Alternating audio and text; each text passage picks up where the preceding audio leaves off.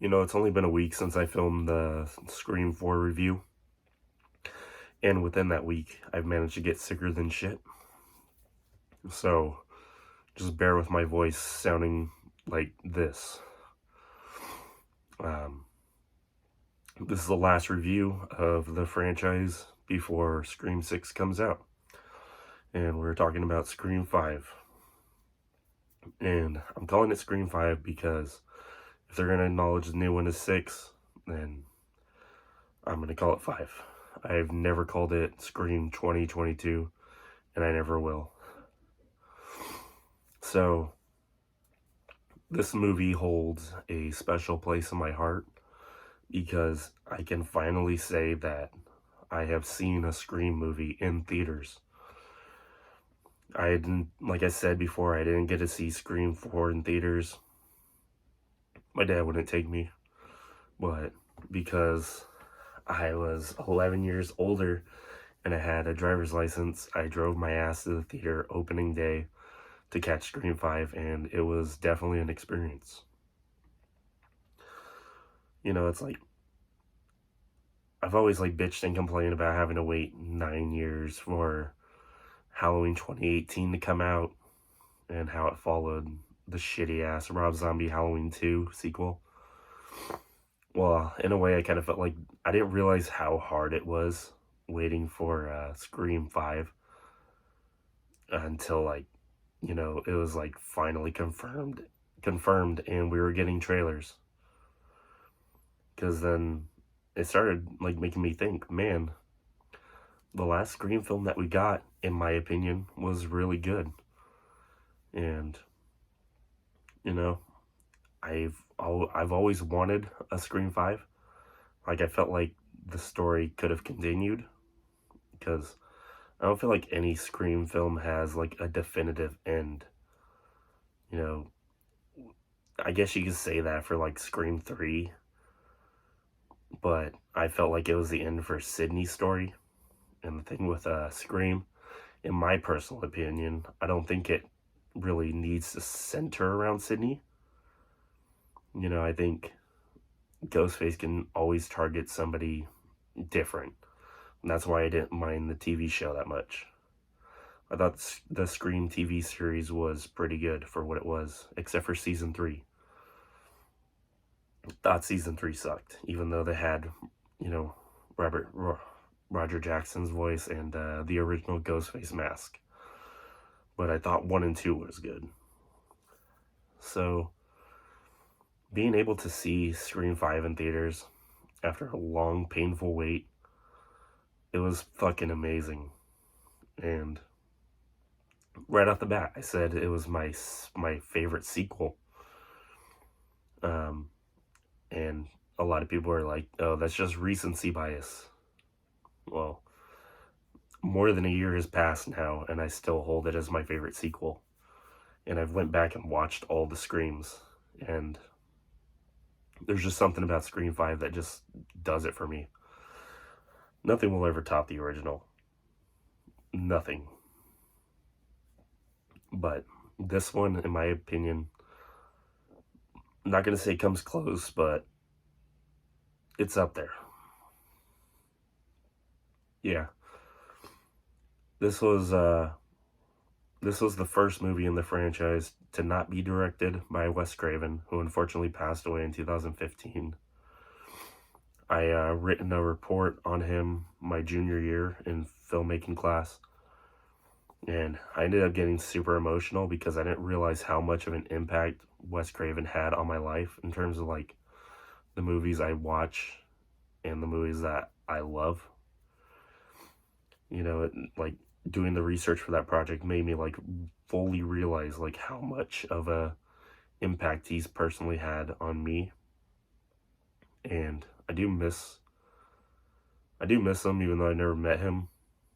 I just miss his impact, But they say his impact will never die. His art is forever. We're always gonna have Nightmare on Elm Street. We're always gonna have Scream. We're always gonna have Scream. Shit. I'm leaving this in because I don't really feel like editing it. So enjoy my suffering. Laugh at me. I'm laughing with you. Because I did this to myself. Yeah, we wouldn't have gotten Nightmare on Elm Street. We wouldn't have gotten Scream. We wouldn't have gotten Hills Have Eyes. And a whole bunch of, like, classics. So, the fact that they paid tribute to him at the end of the movie, it kind of brought tears to my eyes when it shows the four Wests. Yeah, I didn't expect it to hit me that hard, but when that showed up, it kind of reminded me, yeah, he's really been gone. He's been gone for more than half a decade. Yeah, but the movie was fucking awesome. Man, honestly, I know it's really fucking divisive. Like, this is a really fucking divisive movie. But, man, I don't get the hate, you know? It took risks. It was still a fairly safe movie, but it did take some risks. And one of those was killing Dewey off, which I'm a part of that fucking theory that wasn't Amber that did that. That was somebody else. And I'm still, like I said in my prediction video, still on that hype train that Stu's alive. Sorry, don't get too offended. You know, that's the whole beauty of fucking watching these movies, is predicting and like hoping for things to happen, even if it doesn't. The more that people like bitch and whine, you know, like, oh, Stu's dead, he's not coming back, get over it, fuck you. Let us dream, let us disappoint ourselves. Yeah, I don't think Amber did it. She possibly added salt to the wound. And also, another thing that this movie did that none of the other ones did is the opening survivor. Or, yeah, well, I just said it right there. The opening victim survived. And that was obviously Tara Carpenter, played by Jenna Ortega, who's now, like, fucking blasted into superstardom. And honestly, she deserves it, because she's a fucking great actress. And her performance, like her pain in the opening scene of the movie, fuck, I felt it. When Ghostface fucking steps on her ankle and she shrieks and you could just hear it like echo with the soundtrack. And I swear to God, as soon as he fucking stabbed her in the hand, like, I literally jumped out of my seat like, oh shit. Because I wasn't, like, I know it happened with Olivia in Scream 4, but man, it was fucking brutal as shit in this one. It was just like solid, like a fucking car crash. Yeah, and the craziest part is that after the title card, it showed that Tara's older half sister, as we'll come to find out, and her boyfriend live in Modesto. And if you know me personally, then you know I live like fucking 15 minutes away from Modesto. So I thought that was pretty cool, even though it really wasn't Modesto, because I know that area. It was just cool to see it acknowledged. Yeah, they hear news about it, so they head back. You know, you find out that Sam left when she turned 18 and got into a whole bunch of mischief, got into a whole bunch of drugs, got into a whole bunch of delinquent shit. And that all happened when she found out that her mom was a fucking whore and cheated on her dad. And her dad wasn't her dad. And her dad ended up being fucking Billy Loomis, who shows up as a fucking ghost. And shows up as like these hallucinations that Sam has. And it's Skeet Ulrich in fucking makeup. Like, I don't think any CGI was done. The dude just looks great. He still looks fucking hot. Like, he looks good for his age. Yeah, he shows up. And the first time he appeared on the screen in the theater, I was not expecting it at all. So, like, I, like, fist bumped. Like, I threw my fist in the air, and I was like, hell yeah. That was awesome. Yeah, and then you meet the new friend. You meet the new friends, and they're all somewhat connected to the original movie. You have Chad and Mindy, who are twins, and I just fucking found out this today because I'm dumb. But Chad is actually Cuba Gooding Jr.'s son. I forgot. I think it's Mason Gooding. I think that's the actor's name. And the person who plays Mindy was on the show Yellow Jackets in the flashback scene. But yeah, they're Randy's niece and nephew. And Amber, who turns out is one of the killers, lives in Stu Macher's old home. And there's a creepy ass dude who looks way too old to be dating high schoolers. Find out that that's Stu's nephew. I think Vince Macher, who had a little fling with Chad's girlfriend. She's pretty forgettable, so I forgot her name. Sorry. And then you got my favorite character, and his name's Wes Hicks, the son of Judy Hicks from Scream 4. And there's this thing that I like to do, like before I go and watch, like, or before I watch like any like Scream movie for the first time. I like to just like look at the DVD cover and try to like guess who the killer is. And I saw Wes on there, played by Dylan Minnette, and I was like, he looks suspicious. I bet you he's the killer. The fucking bleach frosted tips. And he wasn't, but he ended up getting the coolest kill in the movie because Ghostface fucking shoves a knife through his neck and it comes out the other side. And they said it was all practical effects. And they said that think of Rocky 3. Like when he cauterizes his wound. Fuck yeah. Wait, did I say Rocky 3? Or Rambo 3? Because if I said Rocky 3, I'm sorry, I'm fucking dumb. But in Rambo 3. Fuck him. Not fuck Rambo.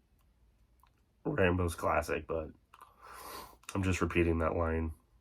So what do we do, John? Fuck him. Yeah, so Sam's trying to be influenced by her dad to like follow in his footsteps and try to find who this Ghostface killer is. And she's refusing to give in. And then word of mouth gets around to the OGs, Dewey, Gail, Sydney. And they all show up for like probably a combined total of like 30 minutes of the movie. Dewey gets the most time, but unfortunately meets his end. I really wanted it to be fucking Gail, and I hope Gail dies in this new movie. Yeah, fuck that. That shit still hurt. But at least he went out like a G. Then Sydney comes back pretty much saying, I have a wife, or I have a husband, and I have kids. Which means if this dude's still out there, then nobody's safe, and I'm going to be sure to be the one to put him in the ground. Or I'm going to help you out along those lines. So, shit happens, and one thing leads to the other, and they're all at Stu Macher's old house. Then you get the whole reveal. Richie's the killer, Amber's the killer. Shit goes down. Sydney and Gail try to fight Amber. Fucking Sam just murks the shit out of Richie, stabbing him like 21 times with a knife and slitting his throat. And then Amber gets caught on fire and then shot through the side of the head by Tara. And you get your happy ending, pretty much. And then you find out that Mindy and Chad survived as well. Which, good, because I like Chad.